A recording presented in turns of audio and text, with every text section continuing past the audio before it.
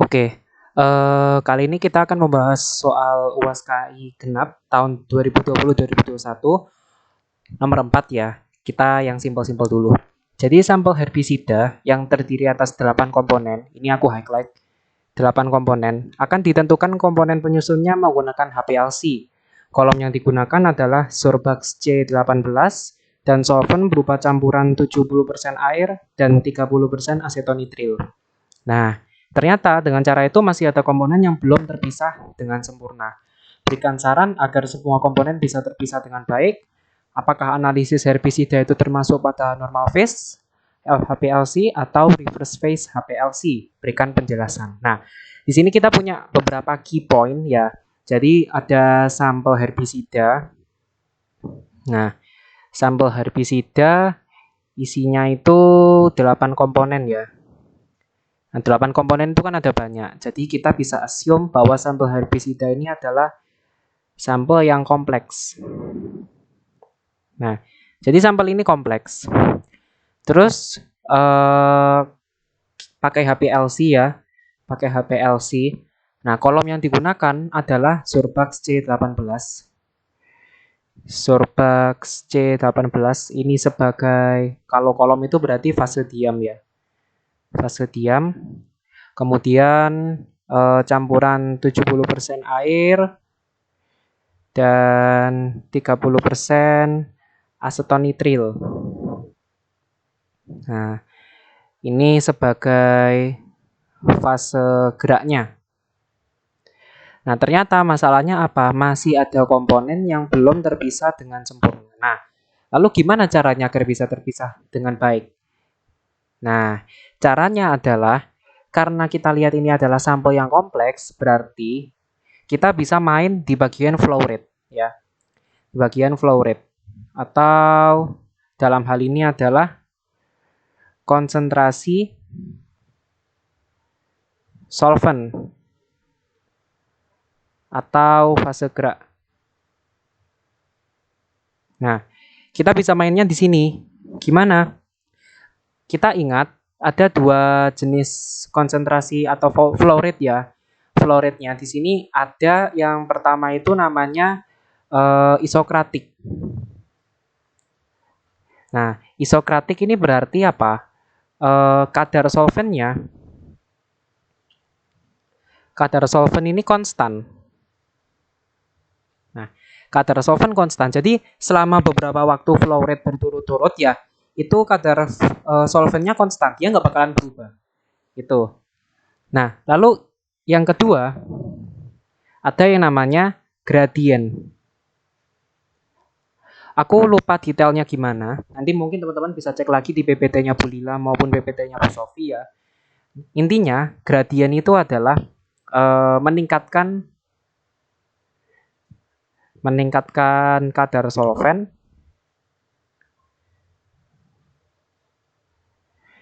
secara bertahap.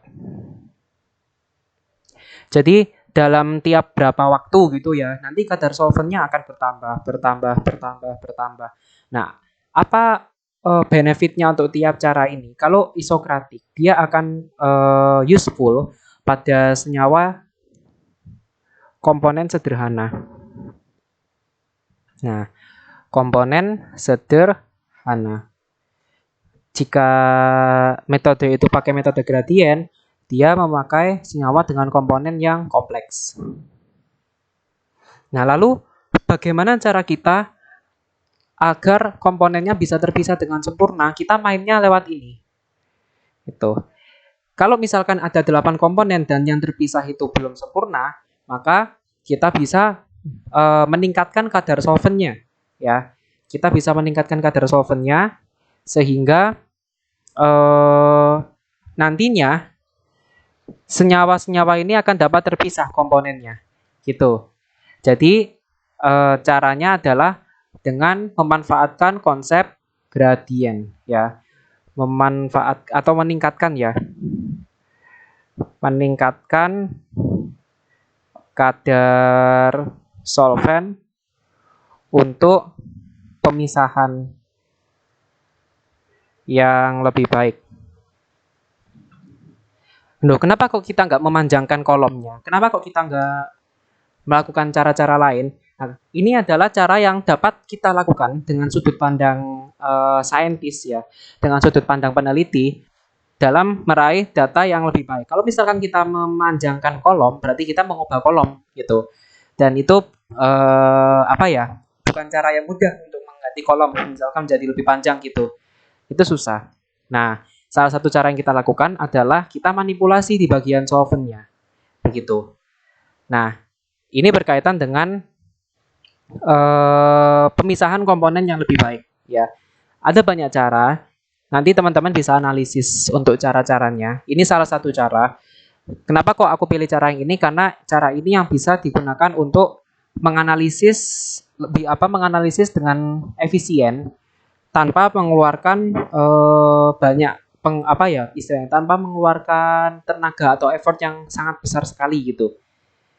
Nah, ya barangkali ada yang ide effortnya beli alat baru yang lebih canggih, ya itu effortnya besar. Ya, kali aja jual ginjal gitu ya. Nah, kita pada pertanyaan kedua, apakah analisis herbisida itu termasuk pada normal phase HPLC atau reverse phase HPLC? Nah, kita lihat jenis HPLC itu ada dua. Jenis HPLC ada dua.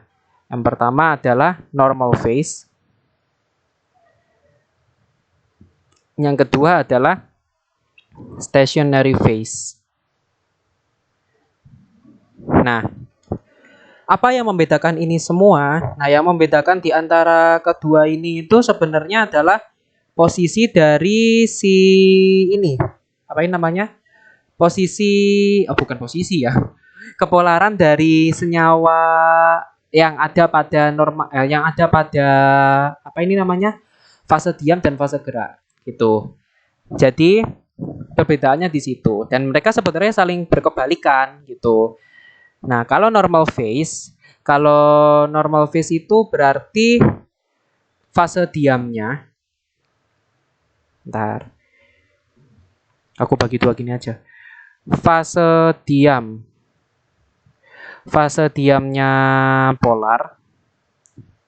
Kemudian fase geraknya non polar. Nah, fase diam polar, fase gerak non polar. Fase diam, ingat fase diam itu ada yang di dalam ini ya. Di dalam kolom ya. Nah, fase diamnya polar, solventnya non polar atau fase geraknya. Nah, fase diam polar ini contohnya apa toh? Fase diam polar ini contohnya silika. Kemudian untuk fase gerak yang non polar ini contohnya heksen atau heksana. Nah, kemudian untuk stationary phase ini fase diamnya kebalikannya ya, fase diam non polar. Kemudian untuk fase geraknya itu polar.